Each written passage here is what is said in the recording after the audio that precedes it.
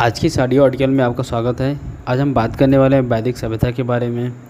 इसमें हम पहले आपको पॉइंट वाइज बताएंगे, उसके बाद फिर हम थोड़ा सा एक्सप्लेन करके बताएंगे वैदिक सभ्यता के बारे में। वैदिक काल को दो भागों में विभाजित किया गया है। ऋग वैदिक काल जो 1500 से 1000 ईसा पूर्व, और दूसरा उत्तर वैदिक काल जो 1000 से 600 वर्ष पूर्व। आर्य सर्वप्रथम पंजाब एवं अफगानिस्तान में बसे। मैक्सल मूलर ने आर्यों का मूल निवास स्थान मध्य एशिया को माना है। आर्यों द्वारा निर्मित सभ्यता वैदिक सभ्यता कहलाई। आर्यों द्वारा विकसित सभ्यता ग्रामीण सभ्यता थी। आर्यों की भाषा संस्कृत थी। आर्यों के प्रशासनिक इकाई आरोही क्रम में इस 5 भागों में बांटा गया है। कुल ग्राम, विस, जन, राष्ट्र। ग्राम के मुखिया ग्रामीणी, विस के प्रधान विस्पति एवं जन के शासक राजन कहलाते थे। राज्य अधिकारियों में पुरोहित एवं सेनानी प्रमुख थे। वशिष्ठ रूढ़िवादी एवं विश्वामित्र उदार पुरोहित थे। सूत, रथकार एवं कसमादि नामक अधिकारी रत्नी कहे जाते थे। इनकी संख्या राजा सहित करीब 12 हुआ करती थी। पूरब, जिसे दुर्गपति एवं स्पष्ट जनता की गतिविधियों को देखने वाला गुप्तचर होते थे। वाजपति गोचर भूमि का अधिकारी होता था। उग्र अपराधियों को पकड़ने का कार्य करता था। वैदिक सभ्यता में पूर्व में जो वैदिक सभ्यता का विस्तार था वो प्राची तक था, और वहाँ का जो राजा था सम्राट था। पश्चिम में प्रातिची तक था, और वहाँ का जो राजा था वह स्वराज था। उत्तर में उदची तक था, वहाँ का जो राजा था वो विराट था। मध्य में का जो राजा था उसका नाम राजा ही था, और दक्षिण में जो था उसका राजा भोज था। जबकि वैदिक काल में सबसे पुराने वेद ऋग्वेद में किसी भी न्यायाधिकारियों का उल्लेख नहीं था। सभा एवं समिति राजा को सलाह देने वाली संस्था थी। सभा श्रेष्ठ एवं संभ्रांत लोगों की संस्था थी, जबकि समिति सामान्य जनता का प्रतिनिधित्व करती थी। इसके अध्यक्ष को ईशान कहा जाता था। स्त्रियां सभा एवं सभापतियों में भाग ले सकती थीं। युद्ध में कबीले का नेतृत्व राजा करता था। युद्ध के लिए गविष्टि शब्द का प्रयोग किया जाता था, जिसका अर्थ था गायों की खोज। दशराग युद्ध का उल्लेख ऋग्वेद के 7वें मंडल में है। यह युद्ध परुषणी रावी नदी के तट पर सुदास एवं 10 जनों के बीच लड़ा गया था, जिसमें सुदास विजयी हुआ। जबकि ऋग्वैदिक समाज 4 वर्णों में विभक्त था। ये वर्ण थे ब्राह्मण, क्षत्रिय, वैश्य एवं शूद्र। यह विभाजन व्यवसाय के आधार पर था। ऋग्वेद के 10वें मंडल में के पुरुष सूक्त में चतुर्थ वर्णों का उल्लेख मिलता है। इसमें कहा गया है कि ब्राह्मण परम पुरुष के मुख से, क्षत्रिय उनकी भुजा से, वैश्य उनकी जांघों से एवं शूद्र उनके पैरों से उत्पन्न हुए हैं। इस समय उपनिषदों की कुल संख्या 108 थी। महापुराणों की संख्या 18 थी, और जबकि वेदांग की संख्या 6 थी। आर्यों का समाज पितृ प्रधान था। समाज की सबसे छोटी इकाई परिवार या कुल थी, जिसका मुखिया पिता होता था, जिसे कुलप कहा जाता था। स्त्रियां इस काल में अपने पति के साथ यज्ञ कार्य में भाग लेती थीं। बाल विवाह एवं पर्दा प्रथा का प्रचलन नहीं था। विधवा अपने मृतक पति के छोटे भाई देवर से विवाह कर सकती थी। स्त्रियां शिक्षा ग्रहण कर सकती थीं। ऋग्वेद में लोपामुद्रा, घोषा, शिक्ता, आपला एवं विश्वास जैसी विदुषी स्त्रियों का वर्णन है। गार्गी ने याज्ञवल्क्य को वाद विवाद की चुनौती दी थी। जीवन भर अविवाहित रहने वाली महिलाओं को अमाजू कहा जाता था। आर्यों का मुख्य पेय पदार्थ सोमरस था। यह वनस्पति से बनाया जाता था। आर्य मुख्यतः 3 प्रकार के वस्त्रों का उपयोग करते थे। वास, अधिवास तथा उष्णी। अंदर पहनने वाले कपड़ों को नीवी कहा जाता था। बात करते हैं प्रमुख दर्शन एवं उनके प्रवर्तक के बारे में। चारवाक, जिनके प्रवर्तक चारवाक थे। योग, जिसके प्रवर्तक पतंजलि। संख्या, कपिल। न्याय, गौतम। पूर्व मीमांसा, जैमिनी। उत्तर मीमांसा, बदनारायण। वैशेयिक, कणाद या उलूक। आर्यों के मनोरंजन का प्रमुख साधन था संगीत, रथदौड़, घुड़दौड़ या धृतक्रीड़ा। आर्यों का मुख्य व्यवसाय पशुपालन एवं कृषि था। गाय को आद्या न माने जाने वाले योग्य पशु की श्रेणी में रखा गया था। गाय की हत्या करने वाले या उसे घायल करने वालों के लिए वेदों में मृत्युदंड अथवा देश से निकालने की व्यवस्था की गई है। आर्यों का प्रिय पशु घोड़ा एवं सर्वाधिक प्रिय देवता इंद्र थे। आर्यों द्वारा खोजी गई धातु लोहा थी, जिसे श्याम अयस्क कहा जाता था। तांबे को लोहित अयस्क कहा जाता था।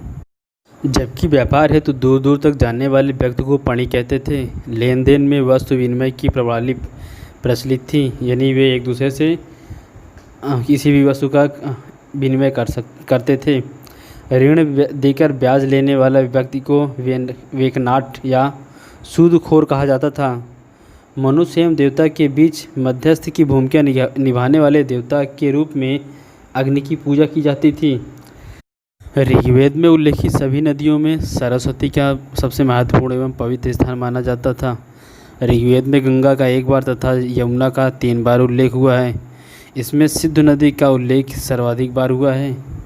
ऋग्वेद काल की कुछ प्रमुख नदियाँ जैसे क्रुब, जिसका आधुनिक नाम है कुर्रम, कुभा, जिसका आधुनिक नाम है काबुल, वितस्ता, आधुनिक नाम झेलम, आस्किनी, आधुनिक नाम चिनाब, परुष्णी, आधुनिक नाम रावी, सतुद्री, आधुनिक नाम सतलज, विपाशा, आधुनिक नाम ब्यास, सदानीरा, आधुनिक नाम गंडक, दिशद्वती, आधुनिक नाम घग्गर, गोमती, आधुनिक नाम गोमल, सुवस्तु, आधुनिक नाम स्वात।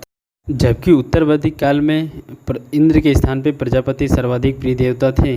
ऋग्वेद काल के देवताओं के नाम जैसे इंद्र, जिन्हें युद्ध का नेता एवं वर्षा का देवता मानते थे। अग्नि, देवता एवं मनुष्य के बीच की मध्यस्थता। वरुण, पृथ्वी एवं सूर्य के निर्माता। समुद्र का देवता, विश्व के नियामक एवं शासक। सत्य का प्रतीक, ऋतु परिवर्तन एवं दिन रात का कर्ता। टौ, आकाश का देवता, सबसे प्राचीन माना जाता है। सोम, वनस्पति देवता।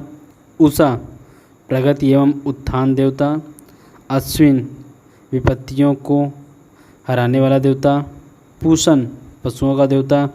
विष्णु, विश्व के संरक्षक एवं पालनकर्ता। मरुत, आंधी तूफान का देवता।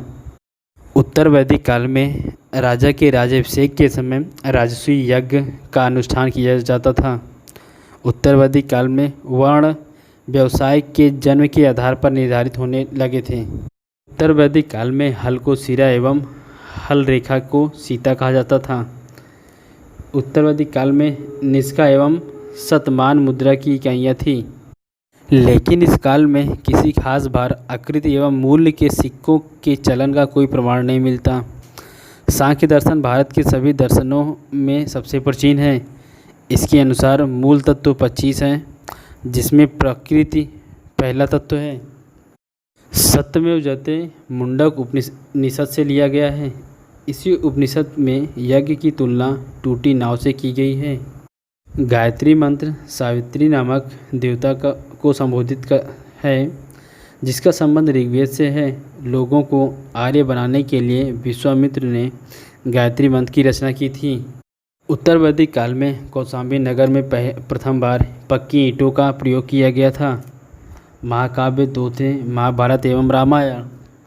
महाभारत का पुराना नाम जय संहिता या विश्व का सबसे बड़ा महाकाव्य है। गोत्र नामक संस्था का जन्म उत्तर वैदिक काल में हुआ था। वेदांत दर्शन के मौलिक ग्रंथ ब्रह्मसूत्र एवं वेदांत सूत्र की रचना बदरायण ने की थी। ये थे कुछ महत्वपूर्ण बिंदु वैदिक काल के। अब आइए जानते हैं वैदिक काल में थोड़ा सा विस्तृत रूप से। वैदिक सभ्यता का नाम इसलिए ऐसा पड़ा क्योंकि उस समय वेद ही उस काल की प्रमुख जानकारी का स्रोत था। वेदों की संख्या 4 थी, ऋग्वेद, सामवेद, अथर्ववेद और यजुर्वेद। इनमें से ऋग्वेद की रचना सर्वप्रथम हुई थी। ऋग्वेद में ही गायत्री मंत्र, जो कि सविता सूर्य को समर्पित है, लिखित है। ऋग्वेद के काल निर्धारण में वेदांत एकमत नहीं है। सबसे पहले मैक्स मुलर ने वेदों के काल निर्धारण का प्रयास किया। उसने बौद्ध धर्म 550 ईसा पूर्व से पीछे की ओर चलते हुए वैदिक साहित्य के 3 ग्रंथों की रचना को मनमाने ढंग से 200 वर्षों का समय दिया। इसी तरह ऋग्वेद की रचना काल को 1200 ईसा पूर्व के करीब मान लिया गया, पर निश्चित रूप से यह आकलन कोई आधार का तथ्य नहीं था या किसी आधार पर यह आकलित नहीं किया गया था। वैदिक काल को दो भागों में बांटा गया, ऋग्वेद काल और उत्तर वैदिक काल। ऋग्वेद काल आर्यों के आगमन के तुरंत बाद का काल था, जिसमें कर्मकांड गौण थे, पर उत्तर वैदिक काल में हिंदू धर्म में कर्मकांडों की प्रमुखता बढ़ गई। जबकि ऋग्वेद का काल 1500 से 1000 ईसा पूर्व मान लिया गया। इस काल की तिथि निर्धारण जितनी विवादास्पद रही है, उतनी ही इस काल के लोगों के बारे में सटीक जानकारी। इनका एक प्रमुख कारण यह भी है, इस समय तक केवल इसी ग्रंथ ऋग्वेद की रचना हुई थी। मैक्स मूलर के अनुसार आर्य का मूल निवास मध्य एशिया है। आर्यों द्वारा निर्मित सभ्यता वैदिक काल कहलाई। आर्यों द्वारा विकसित सभ्यता ग्रामीण सभ्यता कहलाई। आर्यों की भाषा संस्कृत थी। मैक्स मूलर ने जब अटकलबाजी करते हुए इसे 1200 ईसा पूर्व से पहले आरंभ होता बताया था। लेख का आरंभ देखें, उसमें समकालीन विद्वान W.D. ह्यूटनी ने इसकी आलोचना की थी। उसके बाद मैक्स मूलर ने स्वीकार किया कि पृथ्वी पर कोई ऐसी शक्ति नहीं है जो निश्चित रूप से बता सके कि वैदिक मंत्रों की रचना 1000 ईसा पूर्व हुई है या 1500 या 2000 ईसा पूर्व हुई है। ऐसा माना जाता है कि आर्यों का एक समूह भारत के अतिरिक्त ईरान, फारस और यूरोप की तरफ भी गया था। ईरानी भाषा के प्राचीनतम ग्रंथ अवेस्ता की सूक्तियाँ ऋग्वेद से मिलती हैं। अगर इस भाषिक समरूपता को देखें तो ऋग्वेद का रचना काल 1000 ईसा पूर्व आता है, लेकिन भूगाज कोई एशिया माइनर में पाए गए 1400 ईसा पूर्व के अभिलेख में हिंदू देवताओं इंद्र, मित्रा, वरुण, नासद इत्यादि देखते हुए इसका काल और पीछे माना जाता है। बाल गंगाधर तिलक ने ज्योतिष गणना करके इसका काल 6000 ईसा पूर्व माना था। हार्मोन जैकोबी ने जहाँ इसे 4500 ईसा पूर्व और से 2500 ईसा पूर्व के बीच में आका था, वहीं सुप्रसिद्ध संस्कृत विद्वान विंटरनिज ने इसे 3000 ईसा पूर्व माना था। प्रशासन की सबसे छोटी इकाई को कुल कहा जाता था। एक कुल में एक घर में एक छत के नीचे रहने वाले लोग शामिल थे। परिवार की मुखिया को कुलूप कहा जाता था। एक ग्राम कई कुलों से मिलकर होता था। ग्रामों का संगठन विश्व कहलाता था और विश्वों का संगठन कई जन मिलकर राष्ट्र बनाते थे। ग्राम के मुखिया को ग्रामणी और विश्व का प्रधान विश्वपति कहलाता था। जन का शासक राजन या राजा तथा राष्ट्र के प्रधान को सम्राट कहते थे। आर्यों की प्रशासनिक संस्थाएं काफ़ी सशक्त थीं। प्रारंभ में राजा को चुनाव जनता के द्वारा किया जाता था। बाद में उसका पद धीरे धीरे पैतृक होता चला गया, परंतु राजा निरंकुश नहीं होता था। वह जनता की सुरक्षा की पूरी जिम्मेदारी लेता था। इस सुरक्षा व्यवस्था के बदले लोग राजा को स्वैच्छिक कर देते थे, जिसे बलि कहा जाता था। ऋग्वैदिक आर्यों की दो महत्वपूर्ण राजनीतिक संस्थाएं थीं, जिसे सभा और समिति कहा जाता था। सभा, जिसे उच्च सदन भी कहा जाता था, समाज से आए बुद्धिमान एवं अनुभवी व्यक्तियों की संस्था थी। यहाँ सदस्यों को सभ्य अथवा सभासद कहा जाता था और सभा का अध्यक्ष सभापति होता था। सभा के सदस्यों को पीतर कहा जाता था, जिससे पता लगता था कि ये अनुभवी एवं बुजुर्ग हैं। समिति आम जनमानस की संस्था थी। उसके सदस्य समस्त नागरिक होते थे। इसमें सामान्य विषयों पर चर्चा होती थी। उसके अध्यक्ष को ईशान कहा जाता था।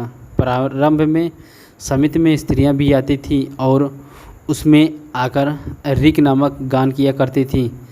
आर्यों की सबसे प्राचीन संस्था जनसभा थी। उसे विदत कहा जाता था। अगर हम ऋग्वैदिक काल में धर्म की बात करें तो ऋग्वैदिक काल में प्राकृतिक शक्तियों की पूजा की जाती थी। कर्मकांडों की प्रमुखता नहीं थी।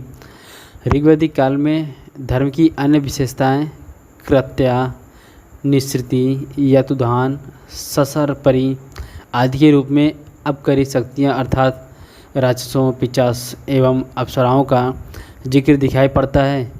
इस समय में मूर्ति पूजा नहीं होता था, न ही मंत्रोच्चारण किया जाता था। कर्मकांड जैसे पूजा पाठ, व्रत, यज्ञ आदि इस काल में नहीं होते थे। वैदिक सभ्यता, सिंधु घाटी सभ्यता के पश्चात भारत में जिस नवीन सभ्यता का विकास हुआ उसे ही आर्य अथवा वैदिक सभ्यता के नाम से जाना जाता है। इस काल की जानकारी हमें मुख्यतः वेदों से प्राप्त होती है, जिसमें ऋग्वेद सर्वप्राचीन होने के कारण सर्वाधिक महत्वपूर्ण है। वैदिक काल को ऋग्वेद या पूर्व वैदिक काल जो 1500 से 1000 ईसा पूर्व तथा उत्तर वैदिक काल जो 1000 से 600 ईसा पूर्व में बांटा गया है।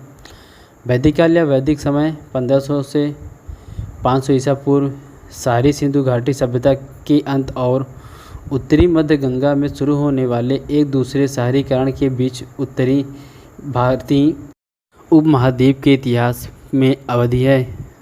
600 ईसा पूर्व इसका नाम वेदों में मिलता है, जो इस अवधि के दौरान जीवन का विवरण देने वाले प्रख्यात ग्रंथ हैं, जिसे ऐतिहासिक माना गया है और अवधि को समझने के लिए प्राथमिक स्रोतों का गठन किया गया है।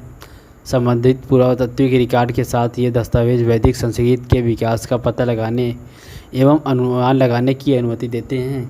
वेदों की रचना और मौलिक रूप से एक पुरानी इंडो आर्यन भाषा बोलने वालों द्वारा सटीक रूप से प्रेषित की गई थी, जो इस अवधि के शुरू में भारतीय उपमहाद्वीप के उत्तर पश्चिमी क्षेत्र में चले गए थे। वैदिक समाज पितृत्वात्मक एवं पितृसत्तात्मक था। आरंभिक वैदिक कार्य पंजाब में केंद्रित एक कांस्य युग के समाज थे, जो कि राज्यों के बजाय जनजातियों में संगठित थे और मुख्य रूप से जीवन का एक देहाती तरीका था। चारों ओर से लगभग 1200 से 1000 ईसा पूर्व वैदिक कार्य पूर्व में उपजाऊ पश्चिमी गंगा के मैदान में फैल गए और उन्होंने लौ के उपकरण अपना लिए, जो जंगल को साफ करने और अधिक व्यवस्थित कृषि जीवन को अपनाने, सामाजिक विभेदीकरण, शहरों, राज्यों और एक जटिल सामाजिक भेदभाव के उद्भव की विशेषता थी। इस समय के दौरान केंद्रीय गंगा मैदान एक संबंधित लेकिन गैर वैदिक इंडो आर्यन संस्कृति का प्रभुत्व था। वैदिक काल के अंत में सच्चे शहरों और बड़े राज्यों महाजनपद कहा जाता था के उदय के साथ साथ आश्रमशा आंदोलन, जैन धर्म और बौद्ध धर्म सहित में वृद्धि हुई, जिसने वैदिक रूढ़िवादी को चुनौती दी। वैदिक काल में सामाजिक वर्गों के वर्णानुक्रम का उदय हुआ, जो प्रभावशाली रहेगा। वैदिक धर्म यज्ञ परक था। इस काल की वर्ण व्यवस्था कार्यानुसार थी। वैदिक सामग्री संस्कृत के चरणों से पहचानी जाने वाली पुरातात्विक संस्कृतियों में गेरू की कब्र संस्कृत, काले और लाल वेयर संस्कृत और चित्रित ग्रे वेयर संस्कृत में गेरू रंग की बर्तनी की संस्कृत शामिल है। वेदों के अतिरिक्त संस्कृत के अन्य कई ग्रंथों की रचना भी 4 से 5 ईसा पूर्व काल में हुई थी। वेदांग सूत्रों की रचना, जो इस काल में ज्ञानप्रदायी सूत्र माना गया है, अनंतर चारवाक, तांत्रिकों, बौद्ध और जैन धर्म का उदय भी हुआ। इतिहासकारों का मानना है कि आर्य मुख्यतः उत्तरी भारत के मैदानी इलाकों में रहते थे। इस कारण आर्य सभ्यता का केंद्र मुख्यतः उत्तरी भारत था। इस काल में उत्तरी भारत आधुनिक पाकिस्तान, बांग्लादेश, नेपाल सहित कई महाजनपदों में बंट गया है, जहाँ पर आर्यों का आगमन मध्य एशिया हुआ करता था। यह था वैदिक सभ्यता के बारे में विस्तृत व्याख्यान और पॉइंट वाइज। अगर वीडियो पसंद आए तो वीडियो को लाइक करना, चैनल को सब्सक्राइब करना और बेल आइकन को प्रेस करना ना भूलें, ताकि हर नए वीडियो का अपडेट आप तक मिलता रहे। So again thanks for watching this video. जय हिंद, जय भारत। और हाँ, चैनल को ज़रूर सब्सक्राइब करें।